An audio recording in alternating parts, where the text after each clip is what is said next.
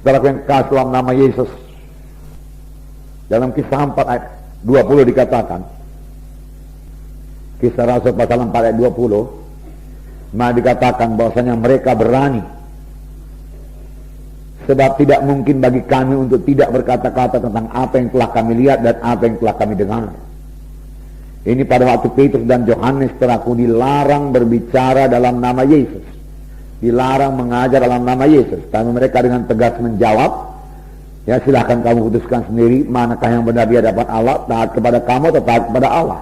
Sebab tidak mungkin bagi kami untuk tidak berkata-kata tentang apa yang telah kami lihat dan telah kami dengar. Tidak mungkin kami berhenti, tidak mungkin kita tidak berkata-kata tentang Yesus kalau Yesus dalam hati kita, saudaraku. Amin, saudara. Yesus begitu baik, begitu setia kepada kita, begitu mengasihi kita, saudaraku, menyertai kita, saudaraku, mendengar doa kita, menjawab doa kita, melindungi kita, saudaraku, memberikan darahnya, menyucikan dosa kita, saudaraku, memberikan Roh Kudus dalam kita, saudaraku, sehingga kita hidup berkemenangan, saudaraku. Tidak mungkin bagi kita untuk tidak menjadi saksi Tuhan. Firman Tuhan berkata, kamulah saksi-saksiku. Tuhan Yesus memanggil Petrus dan berkata, aku jadikan kau penjala jiwa. Pada waktu Tuhan Yesus mau naik ke sorga, saudaraku, dia berkata kepada Petrus, gembalakanlah domba-dombaku. Dan semua kita mengambil bagian, saudaraku, bersaksi, saudaraku, membawa jiwa-jiwa. Pada hari pembimbingan di sini saya bacakan Markus pasal 2 itu, saudaraku, di mana 4 orang menggotong 1 orang yang lumpuh untuk bertemu dengan Yesus. Jadi 5 orang yang punya iman, yang mengatasi semua halangan, yang kerja keras, saudaraku, bahkan berbuat sesuatu yang tidak biasa diperbuat oleh manusia, supaya jiwa-jiwa itu bertemu dengan Yesus. Mereka mempunyai hikmat, saudaraku, daripada Tuhan, saudaraku.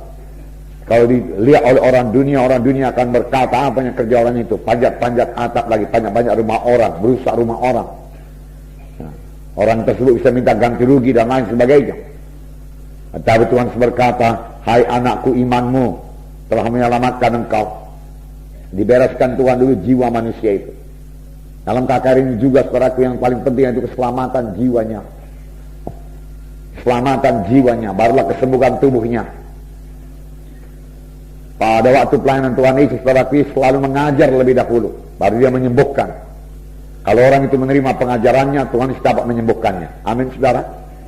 Firman Tuhan Mazmur 107 ayat 20 berkata, disampaikannya firman-Nya dan disembuhkannya mereka itu. Disampaikannya firman-Nya dan disembuhkannya mereka itu. Firman Tuhan sampai sekarang berkuasa. Amin, saudaraku. Firman Tuhan tidak berubah. Langit bumi boleh berubah, tapi firman Tuhan tidak berubah. Biar kita semua mempercayai firman Tuhan, saudaraku. Pegang firman Tuhan. Bahkan untuk kesembuhan kita, saudaraku, pegang firman Tuhan. Tuhan berkata, sembuh-sembuhlah itu, saudaraku. Katakan kepada Tuhan, saya percaya saya sudah sembuh. Saudara katakan demikian kalau sudah sakit. Biarlah yang lemah berkata, aku kuat. Let the weak say, I'm strong. Let the poor say, I'm rich. Ya. Biarlah yang miskin berkata, aku kaya. Mengapa, saudaraku? Karena Tuhan setelah menjadi miskin, supaya dengan kemiskinannya kamu menjadi kaya. Punya iman ini, saudara. Saudara masih muda. Amin, saudaraku. Ya, dia betul-betul menjadi miskin, saudaraku, dan dia hanya miskin dalam satu perkara. Dia menjadi miskin, saudaraku, dalam bidang materi saja. Kalau dia miskin dalam bidang rohani, dia tidak bisa membagikan orang mati, saudaraku. Penuh dengan kuasa Tuhan dia, baru dia bisa membagikan orang mati, menyembuhkan orang sakit, mengusirkan setan, meneduhkan danau Galilea, saudaraku. Berarti dia penuh dengan kuasa Tuhan, penuh dengan urapan Tuhan, saudaraku, kaya dengan urapan Tuhan. Tetapi dalam satu perkara, saudaraku, dia tidak punya rumah, saudaraku. Walaupun dia tidak pernah terlantar, saudaraku. Dia menjadi miskin, tapi firman Tuhan berkata, saudaraku, dengan kemiskinannya, kamu menjadi kaya. Kamu menjadi kaya. Haleluya, saudara. Biar kita mempercayainya, saudara sudah mengetahui jalannya, kalau sudah training. Bagaimana supaya jaya dalam hidup saudara. Haleluya. Ya, tetap hidup dalam Tuhan, dan firman Tuhan berkata Tuhan akan menggenapkan hari-hari hidupmu, tahun-tahun hidupmu. Tuhan akan menggenapkan tahun-tahun hidupmu. Berarti Tuhan menggenapkan tahun-tahun hidup kita. sepanjang kita beribadah kepada Tuhan. Haleluya. Nah, saudaraku, kisah 5 ayat 32 juga berkata bahwasanya mereka berani bersaksi. Dan kami adalah saksi dari segala sesuatu itu. Kami dan Roh Kudus yang dikaruniakan Allah kepada semua orang yang mentaati Dia. Haleluya. Roh Kudus saksi yang sejati. Petrus berani berkata, saya dan Roh Kudus, kami dan Roh Kudus menjadi saksi. Haleluya. Kami dan Roh Kudus menjadi saksi. Semua perkara itu dia katakan. Dia baru ditangkap, baru dipenjarakan, tapi malaikat Tuhan bebaskan dia. Bukannya dia takut, dia mengajar lagi saudara, dan ditangkap lagi, dan dia diri lagi, dan disuruh lagi jangan berbicara. Tapi tidak mungkin kami tidak bicara. Kami dan Roh Kudus jadi saksi tentang hal segala perkara itu. Nah, mereka menyaksikan Tuhan Yesus. Amin saudara. Nah, puji Tuhan. 2 Korintus 4 ayat 13. 2 Korintus pasal 4 ayat 13. Saya membacakan pada saudara. Sini dikatakan, namun karena kami memiliki roh iman yang sama, seperti ada tertulis, aku percaya, sebab itu aku berkata-kata, maka kami juga percaya, dan sebab itu kami juga berkata-kata. Aku percaya, sebab itu aku berkata-kata. Kami percaya, sebab itu kami berkata-kata. Saudaraku, karena saudara percaya, saudara harus berkata-kata. Tidak ada orang yang percaya yang bungkem, saudaraku. Amin. Saudara mau mempraktekkan iman saudara juga harus melalui kata-kata. Amin. Ya, tidak ada iman yang dipraktekkan tanpa kata-kata. Iman harus disertai dengan ucapan. Kita sudah belajar semuanya, betul? Ya, apa yang kita ucapkan saudaraku? Firman Tuhan kita ucapkan. Iman tidak bergantung pada perasaan, betul? Perasaan kita masih sakit saudaraku. Ya, tapi kita berkata, saya percaya oleh biluris saya sudah sembuh. Nah, saya percaya oleh biluris saya sudah sembuh. Amin. Ya, karena kita percaya kita berkata-kata. Kalau kita percaya Yesus, kita berkata-kata dari hal Yesus. Kalau kita cinta kepada Yesus, kita bicarakan Yesus. Amin, saudara. Nah, puji Tuhan, saudara. Ini ada satu cerita yang panjang, saudaraku. Yohanes 4.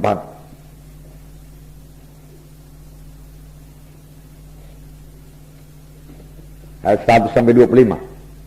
Kalau saudara baca terus, saudaraku, nanti perempuan ini, saudaraku, lari ke desanya, saudara, lalu mengabarkan bahwasanya dia sudah bertemu dengan Mesias. Lalu orang desanya datang menyambut Yesus. Lalu Yesus tinggal 2 hari di kota Samaria, dan seluruh kota Samaria mendengarkan Injil Tuhan. Nah, saudara yang kasih dalam nama Yesus, saudaraku Yesus, saudaraku, dalam suatu dia di dunia ini mengerjakan pekerjaan Bapaknya. Dia juga tahu capek, saudara. Tahukah saudara, ayat 6 mengatakan dia letih. Saya membacakan pada saudara ayat 6. Di situ terdapat sumur Jakub. Yesus sangat letih oleh perjalanan, karena itu dia duduk di pinggir sumur itu. Hari kira-kira pukul 12. Saudara, dia dalam keadaan tubuh manusia. Dia tahu letih. Tapi dia jalan terus. Saudara. Dia duduk di perigi itu, di pinggir perigi sumur Samaria, saudara. Bukan ada krosinya, saudara, ada tikarnya, tidak, saudara. Mungkin ada batu di situ, saudara. Dia duduk di pinggir, di batu itu, saudara. Dia capek, sangat letih. Yesus tahu apa artinya letih, karena dia manusia. Nah, selama dia di dunia, dia selalu berkata anak manusia. Dia tertidur di perahu karena kecapekan melayani, saudara. Pada zaman dahulu melayani, saudaraku, di sini ayat 1 tadi dikatakan bahwasanya dia akan pergi, saudaraku, dari Yudea kembali ke Galilea, tapi dia harus melintasi Samaria. Dengan apa? Jalan kaki, nggak ada kendaraan yang lain. Jalan kaki. Nah, berapa kilometer? Saya nggak tahu, saudaraku. Sampai dia sangat letih. Dia haus, saudaraku. Dia perlu tidur, saudaraku. Dia tertidur, saudaraku. Itulah dia Tuhan Yesus, saudaraku.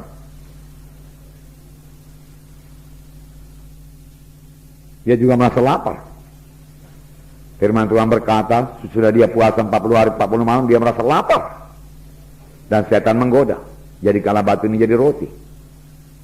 Nah, setan juga tahu kapan keadaan tubuh jasmani kita ini lemah. Setan mau mencoba mengalahkan kita.